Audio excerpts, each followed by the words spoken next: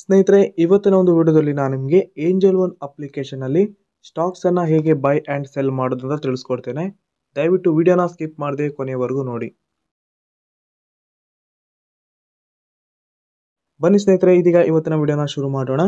ಸ್ನೇಹಿತರೆ, ಮೊದಲಿಗೆ ನೀವಿಲ್ಲಿ ಏಂಜಲ್ ಒನ್ ಅಪ್ಲಿಕೇಶನಲ್ಲಿ ಫ್ರೀಯಾಗಿ ಡಿಮ್ಯಾಟ್ ಅಕೌಂಟನ್ನು ಕ್ರಿಯೇಟ್ ಮಾಡಿರಬೇಕು. ಡಿಮ್ಯಾಟ್ ಅಕೌಂಟ್ ಕ್ರಿಯೇಟ್ ಮಾಡ್ಕೊಂಡಿದ್ರೆ ಮಾತ್ರ ನೀವು ಸ್ಟಾಕ್ ಮಾರ್ಕೆಟ್ ಮೇಲೆ ಇನ್ವೆಸ್ಟ್ ಮಾಡೋದಕ್ಕೆ ಸಾಧ್ಯ. ಸೊ ಅಪ್ಲಿಕೇಶನ್ ಲಿಂಕನ್ನು ನಾನು ನಿಮಗೆ ಡಿಸ್ಕ್ರಿಪ್ಷನಲ್ಲಿ ಕೊಟ್ಟಿರ್ತೇನೆ. ಡೈರೆಕ್ಟಾಗಿ ಆ್ಯಪನ್ನು ಡೌನ್ಲೋಡ್ ಮಾಡಿ ನಿಮ್ಮೊಂದು ಪರ್ಸನಲ್ ಡೀಟೇಲ್ಸ್, ಬ್ಯಾಂಕ್ ಡೀಟೇಲ್ಸನ್ನು ಫಿಲ್ ಮಾಡಿ ಡಿಮ್ಯಾಟ್ ಅಕೌಂಟನ್ನು ಫ್ರೀಯಾಗಿ ಕ್ರಿಯೇಟ್ ಮಾಡಿ. ಸೊ ಡಿಮ್ಯಾಟ್ ಅಕೌಂಟನ್ನು ಕ್ರಿಯೇಟ್ ಮಾಡಿದ ನಂತರ ಇಲ್ಲಿ ನೀವು ಸ್ಟಾಕ್ಸನ್ನು ಬೈ ಆ್ಯಂಡ್ ಸೆಲ್ ಮಾಡ್ಬೋದು. ಸೊ ಯಾವ ರೀತಿ ಅಂತ ಇದೀಗ ನಾನು ತಿಳಿಸ್ಕೊಡ್ತೇನೆ. ಸ್ನೇಹಿತರೆ, ನೀವಿಲ್ಲಿ ಇನ್ವೆಸ್ಟ್ ಮಾಡೋ ಮೊದಲು ನೀವಿಲ್ಲಿ ಫಂಡನ್ನು ಆ್ಯಡ್ ಮಾಡಬೇಕಾಗುತ್ತೆ. ಇಲ್ಲಿ ಅಕೌಂಟ್ ಅಂತ ಇರುತ್ತೆ, ಈ ಒಂದು ಆಪ್ಷನ್ ಮೇಲೆ ಕ್ಲಿಕ್ ಮಾಡಿ.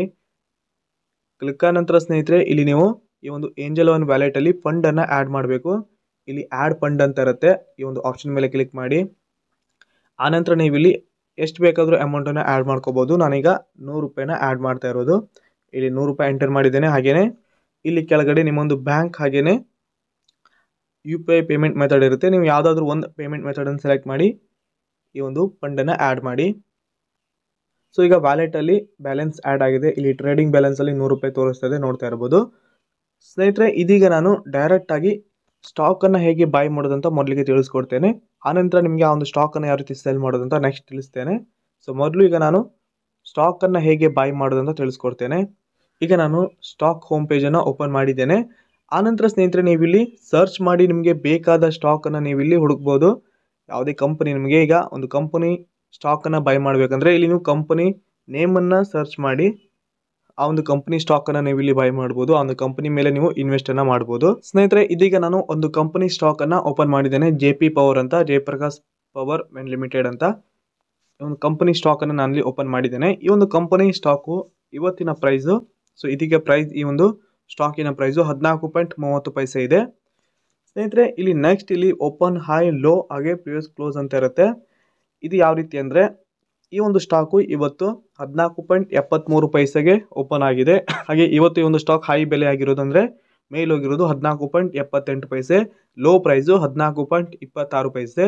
ಹಾಗೆ ನಿನ್ನೆ ಈ ಒಂದು ಸ್ಟಾಕ್ ಕ್ಲೋಸ್ ಆಗಿರೋದು, ಮಾರ್ಕೆಟ್ ಕ್ಲೋಸ್ ಆದಾಗ ಈ ಒಂದು ಸ್ಟಾಕ್ ಪ್ರೈಸು 14.74. ನೆಕ್ಸ್ಟ್ ಸ್ನೇಹಿತರೆ, ಇಲ್ಲಿ ಕ್ವಾಂಟಿಟಿ ಬೈ ಪ್ರೈಸ್ ಹಾಗೆಯೇ ಸೆಲ್ ಪ್ರೈಸ್ ಕ್ವಾಂಟಿಟಿ ಅಂತ ಇರುತ್ತೆ. ಇದೇನೆಂದರೆ ಇಲ್ಲಿ ಕ್ವಾಂಟಿಟಿ ನೋಡ್ತಾ ಇರ್ಬೋದು, 3809 ಕ್ವಾಂಟಿಟಿ. ಬೈ ಪ್ರೈಸ್ ಅಂದರೆ 14.29 ಬೈ ಆಗಿದೆ. ಅಂದರೆ 14.29 ಸ್ಟಾಕ್ ಪ್ರೈಸ್ ಬಂದಾಗ 8812 ಕ್ವಾಂಟಿಟಿ ಇಲ್ಲಿ ಬೈ ಮಾಡಿದ್ದಾರೆ. ಅದೇ ರೀತಿ ಇಲ್ಲಿ 14.30 7 ಕ್ವಾಂಟಿಟಿ ಬೈ ಮಾಡಿದ್ದಾರೆ.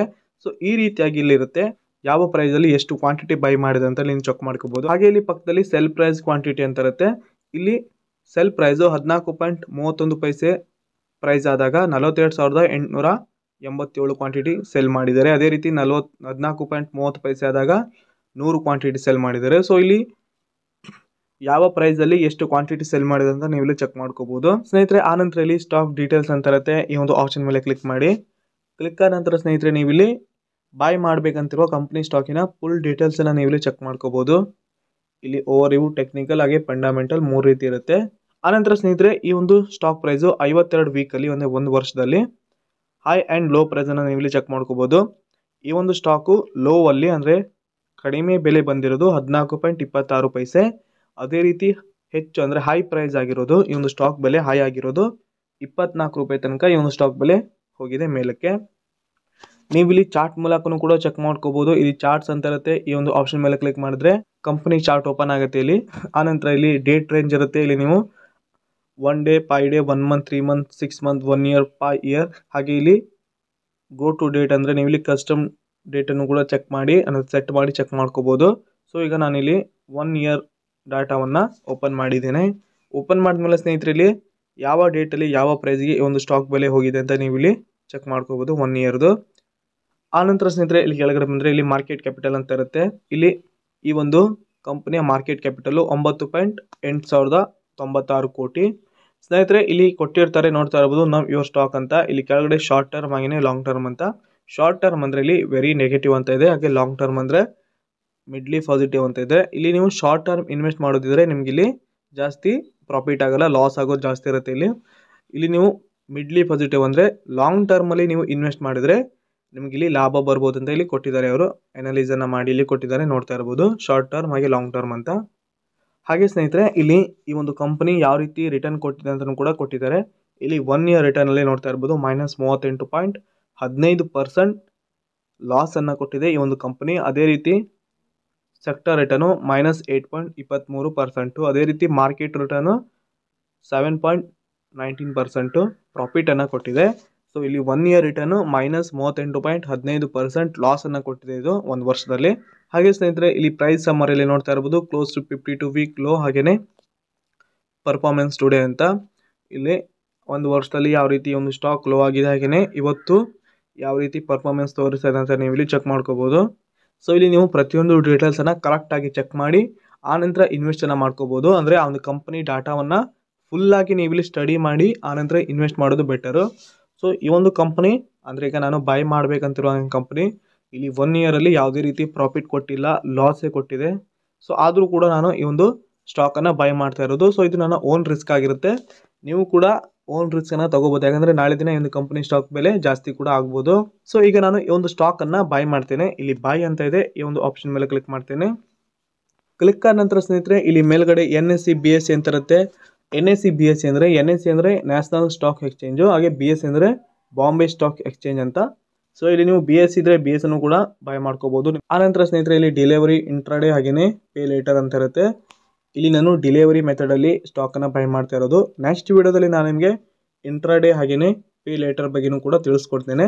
ಸೊ ಇವತ್ತು ನಾನು ಬೈ ಮಾಡ್ತಾ ಇರೋದು ಡಿಲಿವರಿ ಮೆಥಡಲ್ಲಿ. ಆನಂತರ ಸ್ನೇಹಿತರೆ ಇಲ್ಲಿ ನಂಬರ್ ಆಫ್ ಶೇರ್ಸ್ ಅಂತ ಇರುತ್ತೆ. ಇಲ್ಲಿ ನೀವು ನಿಮ್ಮ ಪ್ರೈಸಲ್ಲಿ ಎಷ್ಟು ಶೇರ್ ಬರುತ್ತೋ ಅಷ್ಟು ಶೇರನ್ನು ಬೈ ಮಾಡ್ಬೋದು, ಅಷ್ಟು ಕ್ವಾಂಟಿಟಿನ ಬೈ ಮಾಡ್ಕೋಬೋದು.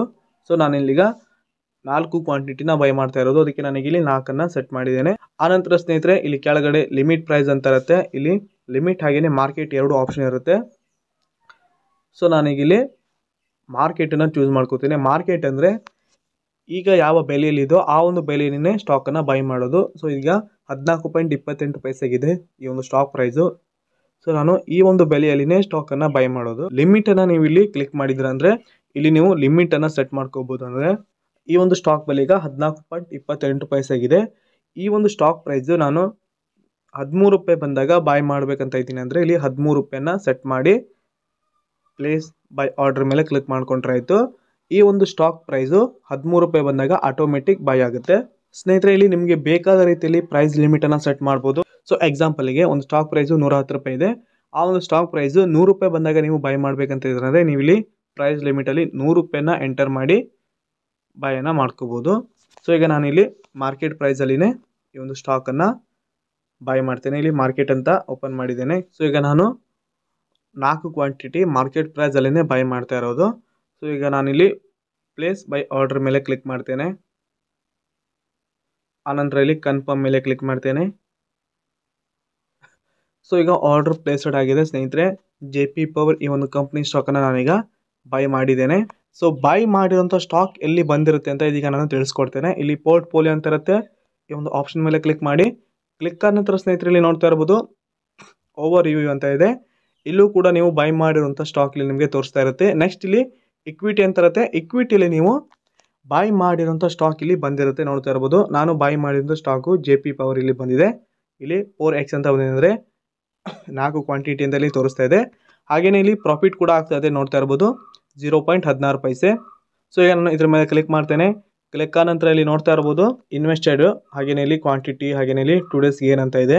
ಇಲ್ಲಿ ಕೆಳಗಡೆ ನೋಡ್ತಾ ಇರ್ಬೋದು ಅನ್ರಿಯಲೈಸ್ಡ್ ಕ್ಯಾಪಿಟಲ್ ಗೇನ್ಸ್ ಅಂತ ಇಲ್ಲಿ ಲಾಂಗ್ ಟರ್ಮ್ ಆಗಿ ಶಾರ್ಟ್ ಟರ್ಮ್ ಅಂತ.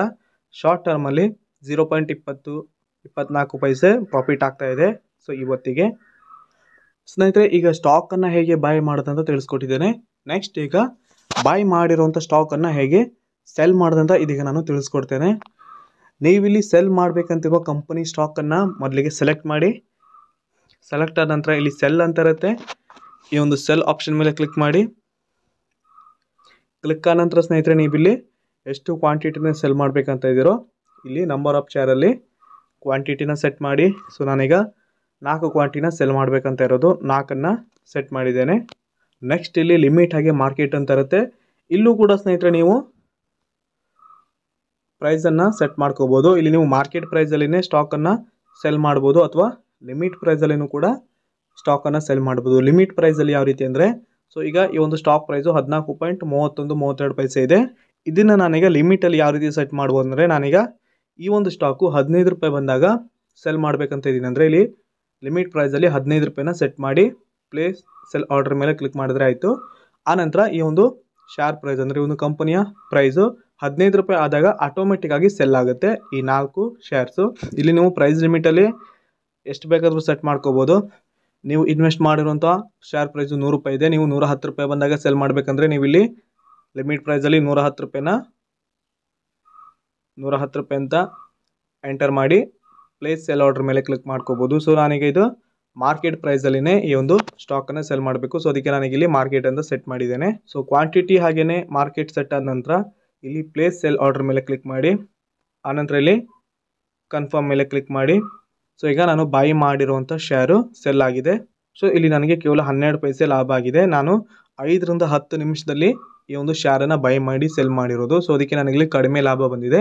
ನೀವು ಇಲ್ಲಿ ಶೇರ್ಸನ್ನು ಸೆಲ್ ಮಾಡಿದ ಮೇಲೆ ಆ ಒಂದು ಅಮೌಂಟ್ ಸ್ನೇಹಿತರೆ ಈ ಏಂಜಲ್ ಒನ್ ವ್ಯಾಲೆಟಲ್ಲಿ ಬಂದು ಜಮಾ ಆಗುತ್ತೆ. ಇಲ್ಲಿ ನೋಡ್ತಾ ಇರ್ಬೋದು 112 ಪೈಸೆ ಬಂದಿದೆ. ಸೊ ನನಗಿಲ್ಲಿ 12 ಪೈಸೆ ಲಾಭ ಆಗಿದೆ ಅಷ್ಟೇ. ಸೊ ನೀವು ಕೂಡ ಶೇರನ್ನು ಸೆಲ್ ಮಾಡಿದಾಗ ನಿಮ್ಮ ಒಂದು ಸೆಲ್ ಮಾಡಿರುವಂಥ ಅಮೌಂಟು ಇಲ್ಲಿ ವ್ಯಾಲೆಟಲ್ಲಿ ಬಂದು ಜಮಾ ಆಗುತ್ತೆ. ಸ್ನೇಹಿತರೆ, ಈ ರೀತಿಯಾಗಿ ನೀವು ಏಂಜಲ್ ಒನ್ ಅಪ್ಲಿಕೇಶನಲ್ಲಿ ಶೇರನ್ನು ಬೈ ಆ್ಯಂಡ್ ಸೆಲ್ ಮಾಡ್ಬೋದು. ನೀವು ಕೂಡ ನಿಮಗೆ ಈ ಒಂದು ಶೇರ್ ಮಾರ್ಕೆಟಲ್ಲಿ ಇಂಟ್ರೆಸ್ಟ್ ಇದ್ದರೆ ಈ ಒಂದು ಏಂಜಲ್ ಒನ್ ಅಪ್ಲಿಕೇಶನಲ್ಲಿ ಈಸಿಯಾಗಿ ಸ್ಟಾಕನ್ನು ಬೈ ಆ್ಯಂಡ್ ಸೆಲ್ ಮಾಡ್ಕೋಬೋದು. ಇದಾಗಿತ್ತು ಸ್ನೇಹಿತರೆ ಇವತ್ತಿನ ವಿಡಿಯೋ. ಇದೇ ರೀತಿ ನಾನು ನಿಮಗೆ ಹೆಚ್ಚಿನ ಸ್ಟಾಕ್ ಮಾರ್ಕೆಟ್ ಬಗ್ಗೆ ವಿಡಿಯೋ ಮಾಡ್ತಾ ಇರ್ತೇನೆ. ದಯವಿಟ್ಟು ನನ್ನ ಒಂದು ಚಾನಲ್ನ ತಪ್ಪದೆ ಸಬ್ಸ್ಕ್ರೈಬ್ ಮಾಡ್ಕೊಂಡಿರಿ. ಹಾಗೆಯೇ ಇವತ್ತಿನ ವಿಡಿಯೋ ನಿಮಗೆ ಇಷ್ಟವಾಗಿ ಅನ್ಕೋತೀನಿ. ವಿಡಿಯೋಗೆ ಒಂದು ಲೈಕ್ ಕೂಡ ಮಾಡಿ. ಪೂರ್ತಿಯಾದ ವಿಡಿಯೋ ನೋಡೋದಕ್ಕೆ ಎಲ್ರಿಗೂ ಧನ್ಯವಾದ. ಶುಭ ದಿನ.